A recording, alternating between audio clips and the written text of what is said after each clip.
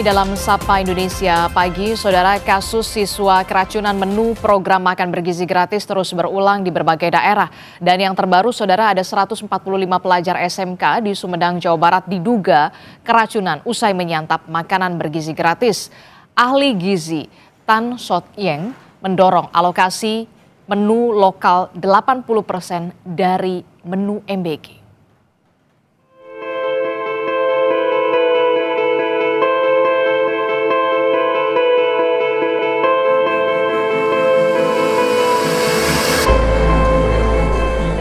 Kasus siswa keracunan menu program makan bergizi gratis terus berulang di berbagai daerah. Terbaru 145 pelajar SMK di Sumedang, Jawa Barat diduga keracunan usai menyantap makan bergizi gratis. 50 diantaranya masih dirawat di Puskesmas Ujung Jaya. Awalnya mereka mengeluhkan mual, pusing, dan muntah usai menyantap makanan bergizi gratis. Melihat itu, pemerintah Kabupaten Sumedang akan menemui pihak Satuan Pelayanan Pemenuhan Gizi SPPG hingga ahli gizi untuk membahas dugaan keracunan ini. Evaluasi, besok pun kami akan undang SPPG untuk membahas ini. Camat sudah kami tuliskan untuk mentor setiap SPPG dan saya sudah kontak beberapa SPPG supaya betul waspada antisipasi ini supaya tidak terjadi. Total berapa? Yang masih dirawat total? Yang masih dirawat 50 orang. Ya, saya sudah pulang. Ya udah, tanggung pemerintah semuanya. Ya. Berulangnya kasus siswa keracunan makanan bergizi gratis di sejumlah daerah membuat Badan Gizi Nasional BGN bergerak cepat dengan membentuk tim investigasi yang terdiri dari sejumlah ahli. Tidak hanya itu, Wakil Kepala BGN, Nanik Sudaryati Deang, bilang pihaknya akan memperketat persyaratan verifikasi calon mitra makan bergizi gratis. Kemudian kita juga akan lihat apakah standar alat-alatnya masak sesuai dengan standarnya BGN. Karena kenapa? Masak ini penting, alat masak. Karena di situ di teknik masak nih suhu ini harus diatur. Bahkan sudah diumumkan kemarin sore, semua chef yang di dapur harus bersertifikasi. Yayasan harus menyediakan chef pendamping. Jadi bukan hanya dari BGN, karena yayasan sudah menerima manfaat dari kita sewa lahannya, bangunannya, maka dia harus mengeluarkan, ikut bertanggung jawab dengan menyediakan chef. Ahli gizi masyarakat Tan Shot Yeng menyoroti sejumlah menu makan bergizi gratis yang tidak tepat dan berpotensi menimbulkan masalah. Salah satu yang disorotinya adalah menu burger yang muncul paket makan bergizi gratis. Tan Shot Yeng mendorong pemerintah mengalokasikan menu lokal sebanyak 80% di paket MBG. Alokasikan menu lokal sebagai 80% isi MBG di seluruh wilayah. Ya, saya pengen anak Papua bisa makan ikan kuah asam. Saya pengen anak Sulawesi bisa makan kapurung. Tapi yang terjadi dari Lokna sampai dengan Papua yang dibagi adalah burger, di mana tepung terigu tidak pernah tumbuh di bumi Indonesia. Nggak ada anak muda yang tahu bahwa gandum tidak tumbuh di bumi Indonesia. Dibagi spaghetti, dibagi bakmi gacoan. Oh my God. Ya, dan maaf ya, itu isi burgernya itu kastanisasi juga. Kalau yang dekat dengan pusat supaya kelihatan bagus, dikasih kayak chicken katsu. Tapi coba kalau yang di daerah, yang SPPG-nya juga agak sedikit main, dikasih itu loh, benda tipis berwarna pink. Saya aja nggak pernah mengatakan ini adalah daging olahan. Saya aja nista bilang itu daging olahan. Saya nggak tahu itu produk apaan. Itu rasanya kayak karton warnanya pink. Dan buat lucu-lucuan nih, lalu anak-anak disuruh, oke, do it your own. Ya, DIY. Susunnya, ada sayurnya. Astaga, kan bukan itu tujuan MBG. Punten. Ya, dan akhirnya apa? Ini mau sampai kapan makannya burger? Ahli gizi menyampaikan satu porsi menu makan bergizi gratis dapat diisi 4 bahan pangan, yakni makanan pokok sebagai sumber karbohidrat sebanyak 150 gram nasi atau 3 buah kentang berukuran sedang. Lauk pauk terdiri dari protein hewani seperti 2 potong ayam tanpa kulit atau seberat 80 gram dan protein nabati seperti 2 potong tahu atau tempe dengan berat 50 gram. Serta buah dan sayuran sebagai sumber vitamin dan mineral dengan berat masing-masing 150 gram. Fenomena keracunan MBG ini harus menjadi perhatian serius pemerintah. Evaluasi dan pengawasan harus dilakukan mulai dari rantai pasok paling awal hingga saat siswa menerima MBG. Jangan sampai program yang telah menyedot anggaran triliunan rupiah ini malah jadi bumerang bagi gizi anak bangsa. Tim Liputan, Kompas TV.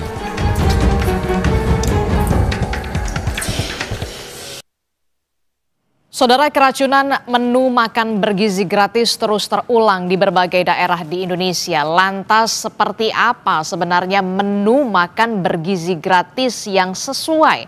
Akan kita bahas bersama dengan Guru Besar Pangan dan Gizi IPB. Sudah bergabung bersama kami melalui sambungan daring. Sudah ada Pak Ali Komsan. Selamat pagi, Assalamualaikum Pak Ali.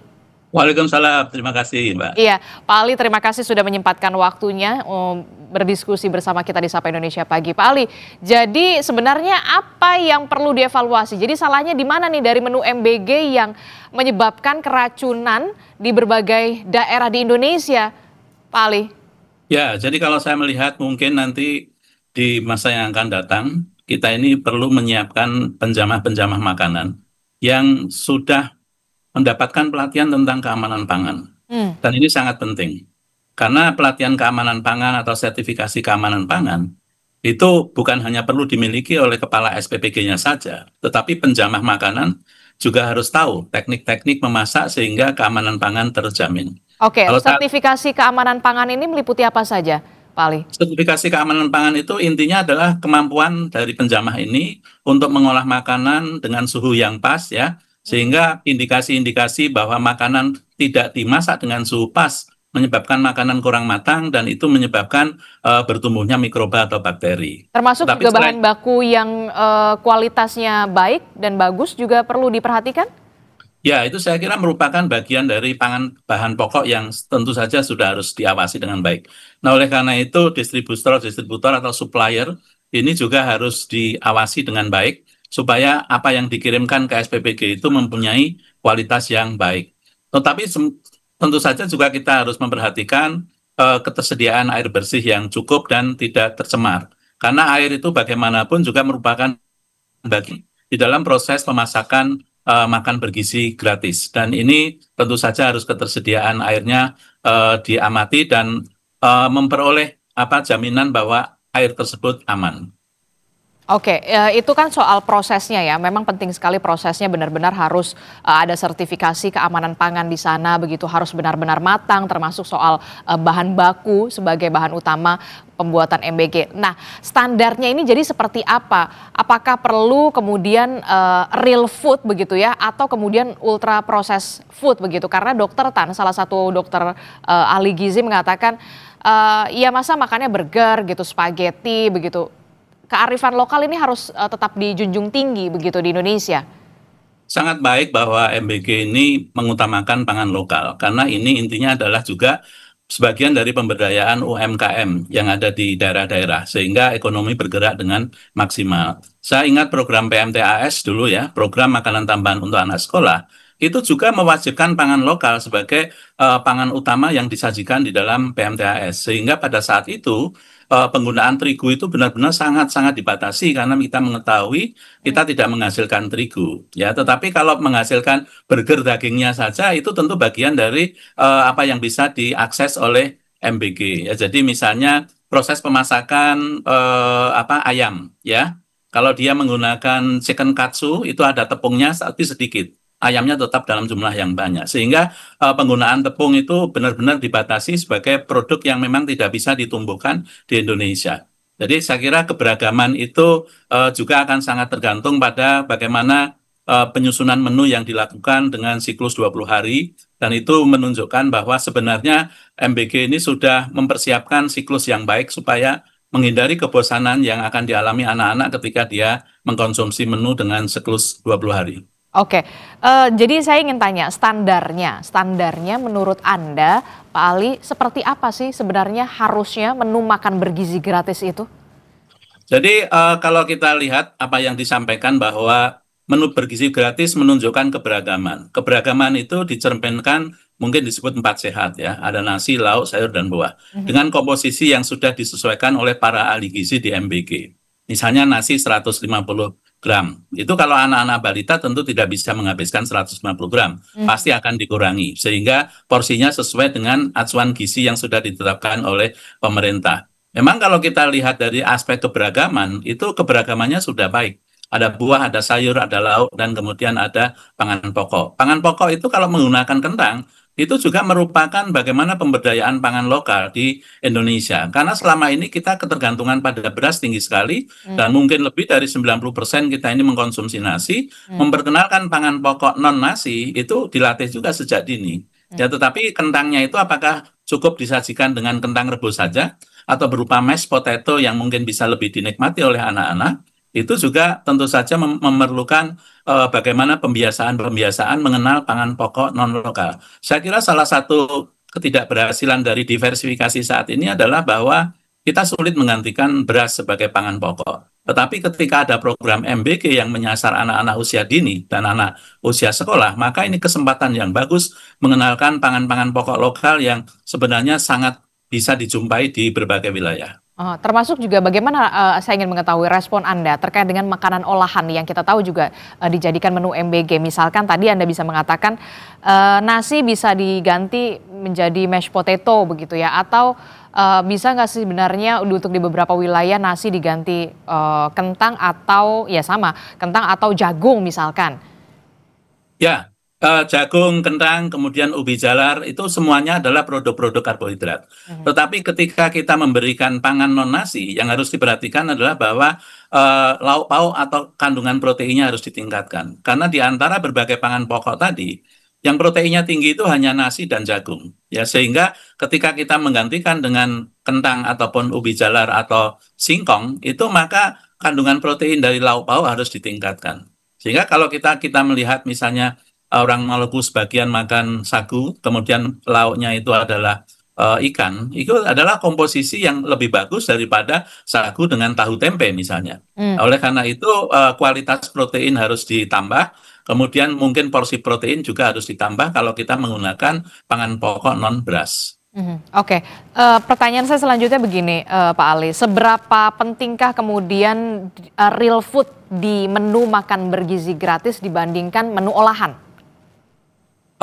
Kalau kita bicara apa yang kita konsumsi, pasti semuanya itu menggunakan proses pengolahan, ya. Tetapi dengan adanya upaya-upaya yang dilakukan oleh MBG dengan mengolah dengan beragam menu, itu saya kira sudah memenuhi persyaratan proses pengolahan, ya, yang menunjukkan keberagaman sayur hari ini berbeda dengan sayur yang akan disajikan besok, pengolahan yang disajikan hari ini berbeda dengan yang disajikan besok, dan ini juga merupakan bagian dari pendidikan gizi untuk anak-anak untuk mengenal beragam olahan yang bisa disajikan, dan ini mungkin akan berbeda dengan apa yang biasa disajikan oleh orang tuanya yang kesehariannya makan mungkin ragamnya tidak seberagam apa yang disajikan di MBG saat ini. Dari kacamata Anda, Pak Ali, apa sebenarnya yang harus segera dievaluasi secara menyeluruh dari menurut pandangan Anda, mulai dari hulu sampai ke hilir soal program makan bergizi gratis ini? Jangan sampai kemudian kita tidak mau melihat lagi ada kasus-kasus dugaan keracunan dalam program makan bergizi gratis ini. Ya, jadi untuk SPPG yang sekarang ini bermasalah, tentu saja bisa dilakukan sanksi, misalnya pemberhentian sementara. Pemberhentian sementara? Pemberhentian sementara. Sementara untuk SPG-SPG lain yang tidak bermasalah, tentu harus tetap berlanjut melakukan proses pemberian MBG ini dengan baik. Yang kedua adalah perlu adanya sertifikasi layak sanitasi and hygiene, ya, SLHS, yang itu kemungkinan nantinya harus diwajibkan kepada seluruh SPPG. Karena kita merencanakan membangun SPPG itu sampai lebih dari 30 SPPG. Sehingga kelaikan sanitasi dan hygiene itu menjadi syarat yang perlu untuk ditanamkan kepada semua yang sedang membangun SPPG. Dan kemudian tentu saja pada setiap kasus yang terjadi seperti saat ini, MBG atau BGN harus segera mengemukakan apa sebenarnya penyebab utama dari terjadinya keracunan setelah dilakukan analisis laboratorium terhadap sisa-sisa makanan yang disinyalir menyebabkan keracunan. Oke, kalau menurut Anda apa faktor terbesar anak-anak ini bisa keracunan makan bergizi gratis? Kalau tidak salah beberapa ada yang di semangka ada bakterinya, kemudian di orek tempe, di telur dadar. Nah ini menurut Anda di mana yang salah nih dan harus seperti apa yang harus diperbaiki ke depannya? Ya, jadi saya kira laboratorium nanti akan membuktikan dari 4 komponen nasi, sayur, lauk, dan buah itu kemungkinan bakteri yang menyebabkan diare atau mual itu pada komposisi apa. Dan kemudian setelah ditelusur, maka kita bisa mengetahui bagaimana proses pemasakan, bagaimana proses pemorsian pada saat pagi hari, sampai menunggu distribusi, itu kira-kira kontaminasi terjadi pada periode di mana. Karena kita tahu bahwa SPPG ini memasak makanan sejak dini hari ya, kurang lebih pukul 3 dini hari, dan kemudian didistribusikan sekitar pukul 10 sampai 11 untuk persiapan makan siang. Nah, oleh karena itu tentu ada masa-masa kritis di mana makanan-makanan ini mungkin terkontaminasi oleh mikroba. Jadi saya kira kita tunggu informasi dari kajian lab untuk membuktikan posisi mikroba itu lebih banyak di lauk atau di sayur atau di buah. Nah, untuk buah-buahan tentu saja sebenarnya pemilihan buah-buahan berkulit yang saat ini sudah dilakukan itu sudah sesuai. Misalnya kita memilih pisang daripada semangka yang diiris-iris ya. Karena semangka yang diiris-iris itu akan mudah basi. Sehingga itu menyebabkan aroma yang tidak enak, kemudian rasa asam dan sebagainya. Tetapi dengan memberikan pisang itu oke. Kemarin ditemukan salak tetapi ada ulatnya. Kalau saya melihat itu saya kira SPPG memang tidak bisa mengontrol salak itu ketika di dalam masih ada kulitnya. Kita tidak tahu di dalamnya seperti apa. Jadi saya kira itu minor lah ya menurut saya ya. Tapi pilih buah-buahan yang berkulit itu menurut saya masih lebih aman daripada buah yang kemudian dikupas dan disajikan 3-4 jam kemudian. Oke, terakhir Pak Ali, masukan seperti apa yang ingin Anda sampaikan kepada pemerintah terkait dengan proyek makan atau program makan bergizi gratis ini? Ya, saya kira menyediakan makanan untuk 3.000 siswa ini merupakan tugas yang luar biasa. Memerlukan pemikiran dan kehati-hatian ya. Sehingga apakah kita ini berpikir penyeragaman SPPG dengan 3.000 porsi di seluruh Indonesia itu merupakan hal yang memang pantas dilakukan atau perlu ada alternatif-alternatif lain sehingga keseragaman itu tidak ditentukan oleh pusat bahwa semuanya harus 3.000 porsi setiap hari. Sehingga saya berpikir tentang adanya small scale SPPG yang bisa melayani dalam jumlah yang lebih sedikit, mengingat bahwa geografi Indonesia ini ada wilayah-wilayah terpencil, ada wilayah-wilayah kota metropolitan, yang semuanya mungkin memerlukan perlakuan yang berbeda. Oke, baik, kita tentu saja berharap ada evaluasi yang secara menyeluruh begitu ya, dan nantinya akan ada perbaikan supaya program makan bergizi gratis ini tetap berjalan begitu ya sampai selesai periode, dan tentu saja untuk menciptakan atau mewujudkan Indonesia